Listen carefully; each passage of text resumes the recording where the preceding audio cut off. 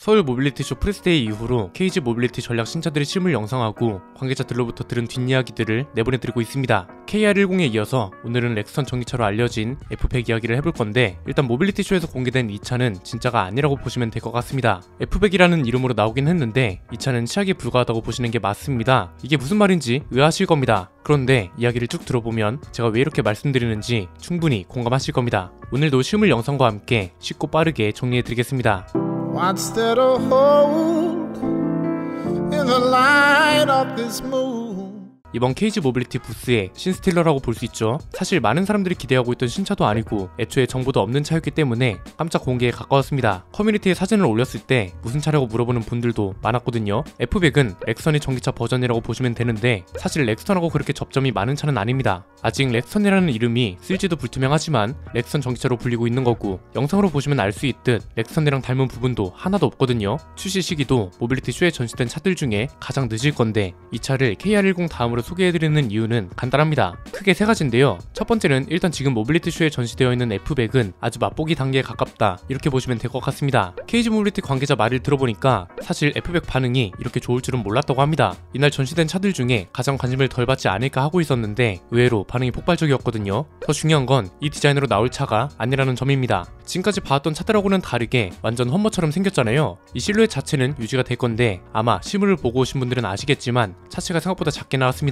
그런데 실제로 나올 F100은 지금처럼 험머 스타일의 차체를 유지할 거고요. 동시에 후면부 디자인은 더 예쁘게 바뀌고 차체 크기도 지금 전시되어 있는 콘셉트카보다 훨씬 크게 나올 거라고 합니다. 어느 정도냐면 9인승 모델도 이야기가 나올 정도라고 하더라고요. 현재 팔리고 있는 렉스턴도 차체가 꽤 크잖아요. 그런데 이 차보다도 더 크게 나올 거라고 하고, 아마 양산 모델이 나오면 EV9하고 비슷하거나 EV9보다 크지 않을까 예상됩니다. 1년에 한 번씩 열리는 모빌리티 쇼에 지금보다 업그레이드된 콘셉트카가 전시되고, 나중에는 양산차가 전시될 겁니다. 지금 전시되어 있는 차보다 더 예쁘고 훨씬 큰 차가 나온다는 소리는, 야, 이건 진짜 기대해볼만 하지 않나요? 프리스데이 전에 저희가 미리 본 렌더링 이미지를 가지고 자체 제작 예상도를 그렸었는데, 이때 뭘 표현하고 싶었는지 이제 좀 체감이 되시나요? 험머 스타일의 차체, 그리고 KG 모빌리티 관계자가 말했던 화려한 전면부 헤드램프까지 콘셉트카에 더욱 제대로 녹아들어서 나온 것 같습니다. 사실 전면부 디자인은 지금 이대로 나와도 이상하지 않을 것 같습니다. 너무 과하지도 않고 그릴이 삭제된 자리에 LED 헤드램프가 적절하게 들어가서 차량 상태를 표시하거나, 아니면 이게 은은하게 들어오면서 충전 상태라던가 차량의 전반적인 상황을 표시해줘도 좋을 것 같거든요. 양산형 버전으로 다듬어지면서 여러가지 기능들이 추가되면 좋을 것 같고요.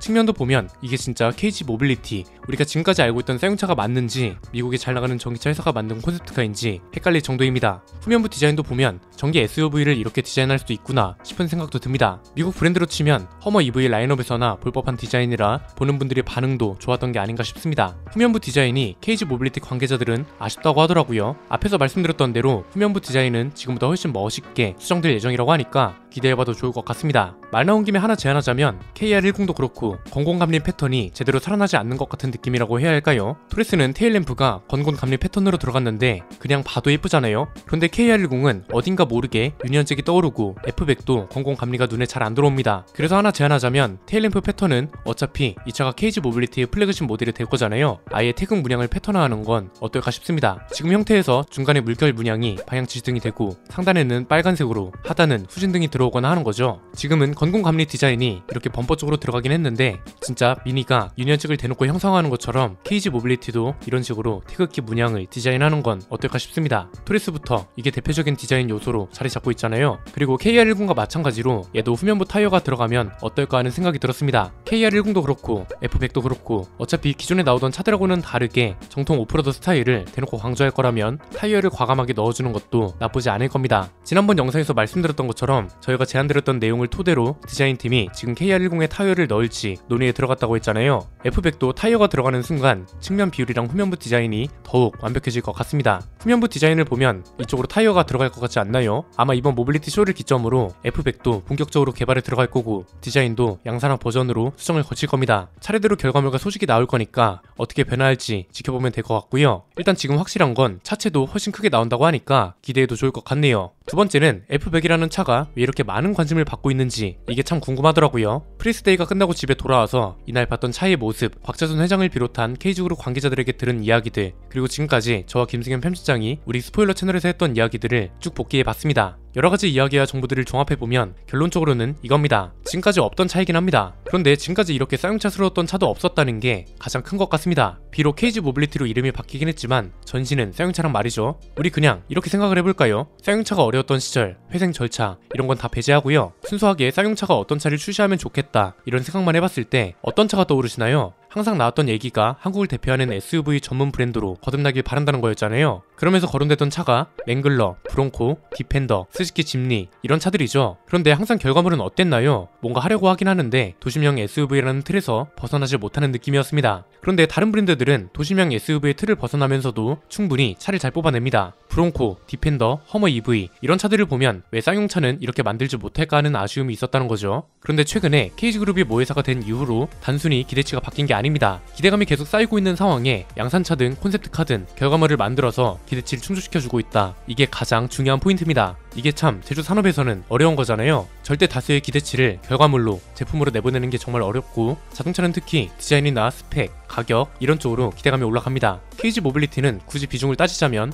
디자인, 가격, 스펙 이 순서거든요. 이 중에서 디자인이 가장 큰 비중을 차지하는 이유는 소비자들 눈에 가장 먼저 보이는 게 디자인이고 디자인이 곧 회사의 방향성을 설명하기 때문이죠. 그런 점에 있어서 KG 모빌리티는 소비자들이 원하는 게 뭔지 어떤 게 시장에서 먹히는지 이런 걸 정확하게 파악하고 있다고 봅니다. 스펙은 사실 요즘 기술력이면 웬만하면 평균 이상은 친단 말이죠. 어떻게 보면 자동차 회사를 운영하던 회사가 아니기 때문에 기존 자동차 회사들하고는 다른 방식으로 접근하는 것 자체가 통하고 있는 게 아닌가 이렇게 볼 수도 있다는 겁니다. 전략 차종으로 공개된 차들은 순서대로 출시가 될 겁니다. 이 차들이 다 출시됐다고 했을 때 전략과 마케팅 상으로 차량마다 역할이 명확하게 나뉩니다. 포르쉐로 따지면 카이엔이랑 파나메라가 돈이 되는 차들이고 브랜드 정체성을 말해주는 건 911이나 박스터 같은 차들이잖아요. KG 모빌리티는 앞으로 토레스 전기차, 토레스 픽업 트럭, 렉스턴, 엑선 스포츠, 티볼리 이런 차들이 돈이 되는 차들이 될 거고 KR10이랑 F100은 브랜드 정체성을 말해주는 차들이 될 겁니다. 심지어 대중 브랜드이기 때문에 브랜드 정체성을 말해주는 차들도 돈이 되는 차가 될 수도 있습니다. 소비자들은 이런 방향을 원했고 소비자들이 원했다는 건 현실 조건, 가격이나 스펙 같은 것들만 맞으면 구매를 해주겠다는 소리거든요. 곽재순 회장과 정용원 사장이 이날 발표에서도 소비자들이 원하는 차를 만들겠다고 말했습니다. 기술력 과시가 아니라 소비자들이 원하는 차를 만들겠다는 방향을 설정한 게 신의 한 수가 되고 있다. 이렇게 해석하면 될 것 같습니다. 세 번째는 이번 프레스데이 때 볼 수 있었던 진풍경이자 뒷이야기 같은 건데요. 이날 곽재순 회장님 발표가 끝나고 부스 옆쪽으로 인사를 하러 갔습니다. 사실 저희를 기억 못하실 줄 알았는데 인사하기도 전에 먼저 알아봐 주셔서 한편으로는 굉장히 감사했거든요. 전략 차종 이야기도 하고 저희가 최근에 KG 모빌리티 차들을 소개하면서 조회수가 잘 나왔으니 저희 보고 밥을 사라는 농담도 던져주시고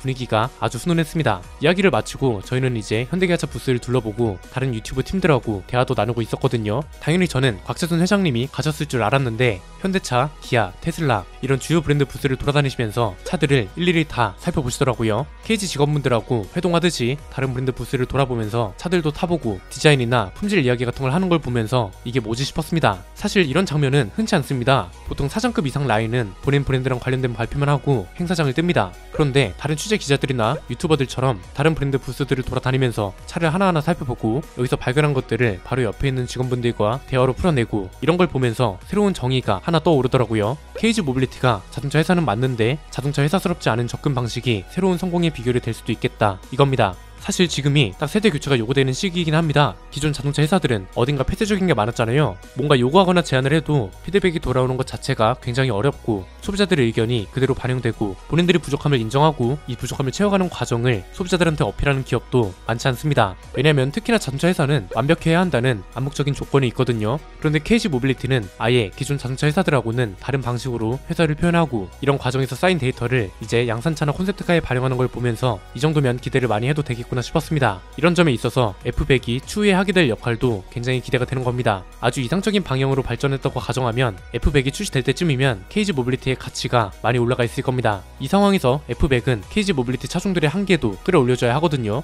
대표적인 게 가격대인데 지금은 5천만원대인 걸 나중에는 7천만원대로 한계를 끌어올려줘야 한다는 겁니다. 그만큼 F100은 고급스럽고 멋있는 플래그십 모델로 나와야 한다는 거고 이미 그렇게 준비 중인 차 중에 하나이기도 하기 때문에 소비자들 기대도 그만큼 큰 게 아닌가 싶습니다. 그랜저로 치면 그 시절 갓그랜저 수준으로 명성이 복귀되는 거라서 F100은 양산 모델이 나올 때까지 관심이 계속 이어지지 않을까요? 오늘 내용은 여기까지입니다. 내용이 유익하셨다면 구독과 좋아요 알림 설정 부탁드립니다. 지금까지 저는 안피디였습니다. 감사합니다.